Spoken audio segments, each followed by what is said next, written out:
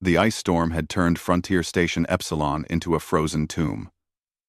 William Chen pressed his thermal coat tighter against his chest as he navigated the abandoned corridors of the spaceport's medical wing. The power grid had failed 3 hours ago, and the evacuation shuttles had left without checking every sector. As the station's chief engineer, he'd stayed behind to seal the reactor cores, a task that would have killed everyone if left undone. He was alone now. Or so he thought. A faint blue glow emanated from beneath a collapsed medical bay door. William's breath crystallized in the sub-zero air as he approached. Through the gap, he saw her, a Draconi, one of the dragon-descended species from the Crimson Nebula systems. Her scales, normally a brilliant azure, had faded to a dull gray. Ice crystals formed along her wings, which were wrapped protectively around her own body. "Hey!" William shouted, dropping to his knees. "Can you hear me?" The Draconi's golden eyes fluttered open. "Human," she whispered, her voice barely audible. "Leave. The cold will. Take us both. To. Not happening." William wedged his plasma cutter into the doorframe. The Draconi were cold-blooded. Well, relatively speaking, they could regulate their body temperature in most environments, but not like this. Not at -60 degrees Celsius. The door screeched as he forced it open.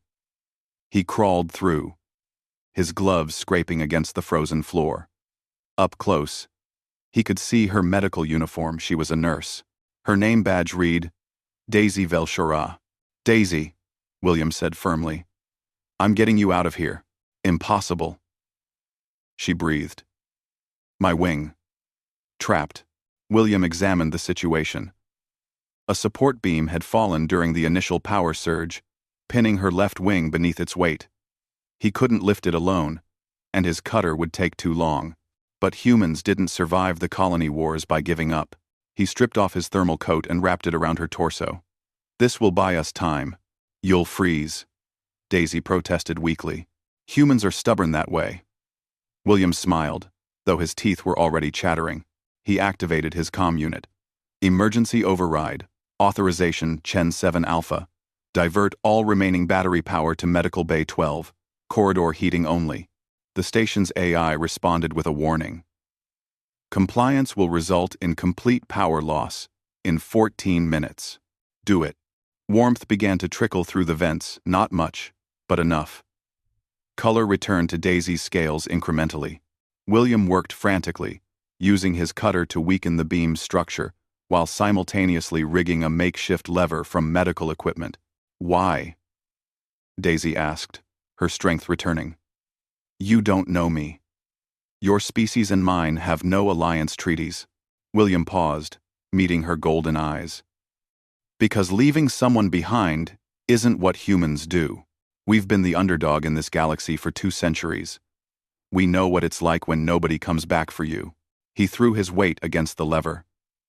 The beam shifted an inch, then another. Daisy pulled her wing free with a cry of pain, and William collapsed beside her, his body temperature dangerously low. Daisy moved quickly, wrapping her warming wings around him. Draconi body heat, once restored, could rival a furnace. "Now, who's being stubborn?" she murmured. "Still me," William managed through blue lips. "We have." They moved together through the frozen corridors, Daisy supporting William's weight while he guided them using his intimate knowledge of the station's layout. The journey should have been impossible, a half-frozen human and an injured Draconi against time itself. But they made it. The emergency shuttle's engines roared to life as they collapsed into the pilot chairs. William's frozen fingers fumbled with the controls until Daisy's clawed hands covered his. Steady and sure.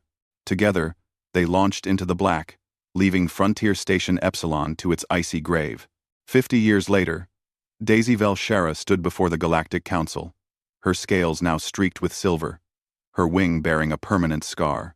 Beside her, William Chen, his hair white and his face weathered, held her clawed hand in his aged human one. "The unity accords you propose are unprecedented," the council speaker said. "Humanity and the Draconi Confederacy have been neutral parties for generations. Why now? Daisy stepped forward.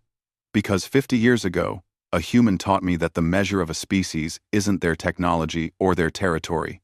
It's what they do when no one is watching, when there's no reward, when the only thing at stake is another life. William squeezed her hand.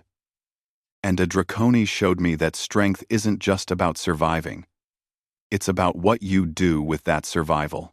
Daisy didn't just save my life in that shuttle, she spent 5 decades building bridges between our worlds. The speaker's antennae quivered. And this partnership between you two is proof, they said in unison. The council chamber erupted in discussion. The holovids would later show this moment, 2 figures, human and Draconi, standing together as the first dual ambassadors of the Unity Accords, the treaty that would eventually bring 40 species into alliance. Historians would debate the political implications for centuries. Military strategists would analyze the tactical advantages. Economists would calculate the resource benefits. But those who were there, in that chamber, saw something simpler.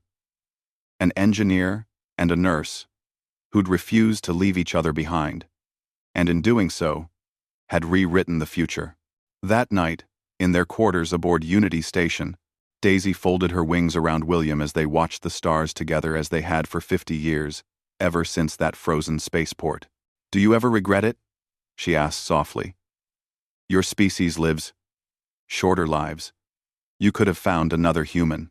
William laughed, the sound warm and full. Humans don't measure life in years, Daisy. We measure it in moments. And every moment with you has been worth 1,000 lifetimes. She pressed her scaled forehead against his. Very human of you. Very us, he corrected. Outside, the first ships bearing the Unity Accords insignia launched toward the frontier, carrying with them a simple message. In the vast, cold darkness of space, warmth isn't found in technology or territory. It's found in the choice to reach back, even when every logical reason says to run forward. It's found in love, and sometimes that love becomes history. End.